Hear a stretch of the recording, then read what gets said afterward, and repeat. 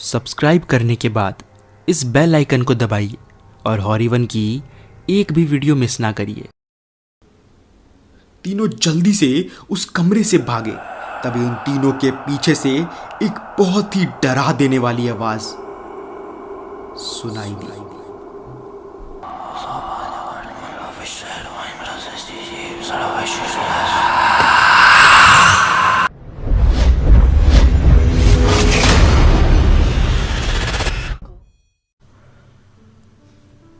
इस आवाज को सुनने के बाद नितिन, सूरज और महेश वही बेहोश हो गए। अगले दिन जब उनकी आंख खुली तो तीनों ने खुद को अपने हॉस्टल रूम में ही पाया। नितिन, सूरज और महेश तीनों कुछ भी नहीं समझ पा रहे थे कि कल रात आखिर हुआ क्या था और आखिर हम तीनों अपने रूम में कब और कैसे आए। कहीं ये सब कुछ सिर्फ एक सपना तो नहीं था।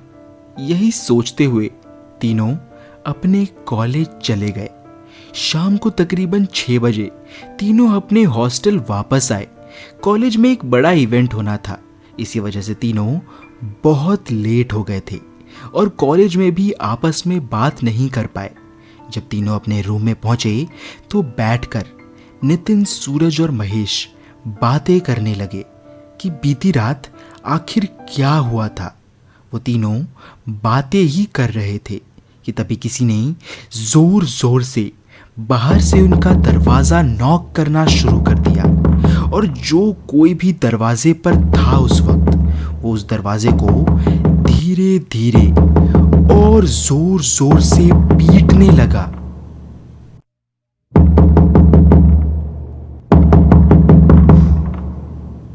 जिसके बाद सूरज गुस्से में उठकर चिल्लाते हुए दरवाजे के पास गया और दरवाजा खोलते ही उसे सामने कोई भी नहीं दिखा। सूरज कुछ नहीं समझ पा रहा था। उसे लगा कि जरूर किसी ने शरारत की होगी। वो दरवाजा वापस से बंद कर कर अपने दोस्तों की तरफ जा ही रहा था कि तभी फिर से दरवाजे से जोर जोर की खटखटाने की आवाजें आने लगी। लेकिन इस बार कुछ अलग था, क्योंकि इस बार खटखटाने की आवाजें उनके मेन डोर से नहीं बल्कि उन्हीं के कमरे में मौजूद उनके वॉशरूम से आ रही थी, जो कि कल से ही लॉक था। नितिन, सूरज और महेश तीनों बड़ी बड़ी आंखें कर कर दरवाजे के तरफ ही देखे जा रहे थे कि तभी वॉशरूम से एक और आवाज आने लगी। दरवाजा खोलो, दरवाजा खोलो, दरवाजा खोलो, दरवाजा खोलो, दरवाजा खोलो, दरवाजा खोलो, दरवाजा खोलो।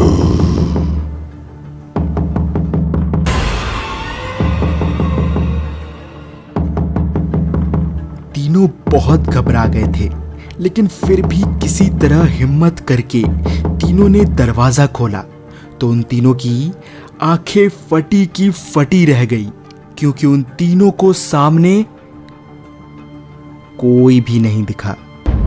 नितिन, सूरज और महेश तीनों बहुत घबरा गए थे और सोचने लगे कि आखिर ये सब क्या हो रहा है उनके साथ कि तभी नितिन ने कहा, लगता है ये सब ज़्यादा काम करने की वजह से हो रहा है। शायद हम तीनों बहुत थक गए हैं। अभी एक काम करते हैं कि हम तीनों सो जाते हैं, थोड़ी थकान उतरेगी तो शायद अच्छा फील करेंगे। इसके बाद नितिन ने जैसा कहा तीनों ने वैसा ही किया। तीनों अपने अपने बिस्तरों पर सोने चले गए। नितिन, सूरज और महेश बहुत ही गहरी नींद में सो रहे थे कि तभी तकरीबन रात के 3 बजे तीनों के ही कानों से एक अजीब सी आवाज टकराई। पछताने का क्या फायदा।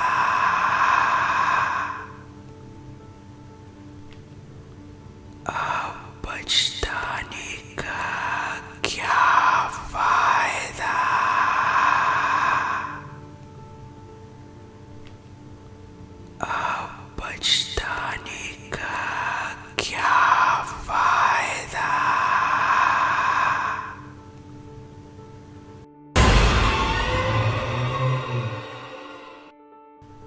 इस आवाज को सुनकर तीनों एक साथ ही बिस्तर से उठे और घबराते हुए रोने लगे और कहने लगे कि आखिर ये सब क्या और क्यों हो रहा है, क्या बिगाड़ा है हम तीनों ने किसी का।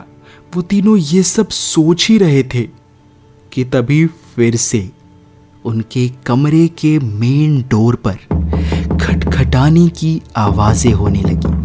वो तीनों इस बार बस चुपचाप बैठे रहे, लेकिन कुछ ही देर में उनके कमरे के दरवाजे को तोड़ते हुए हॉस्टल का वॉचमैन और वार्डन साथ अंदर आए और कहने लगे,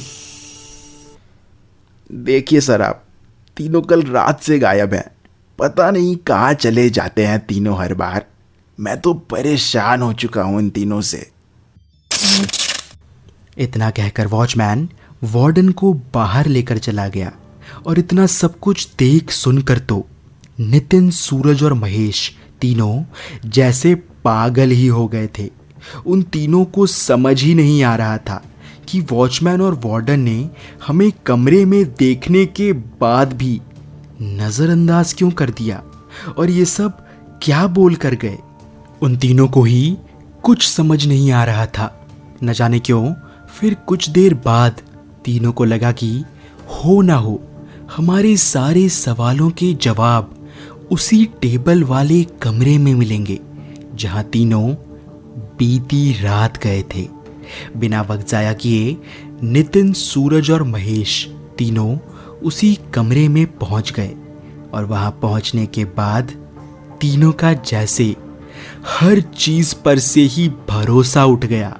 तीनों को अपनी आंखों पर यकीन ही नहीं हो रहा था, क्योंकि उन तीनों के सामने उस कमरे में उन तीनों की अपनी लाशें पड़ी थीं, उनकी अपनी लाशें। और उन्होंने देखा कि कोई इंसान मिस्टर हिमांशु शर्मा के टेबल पर बैठा उन तीनों की लाश को देखते हुए हंस रहा है।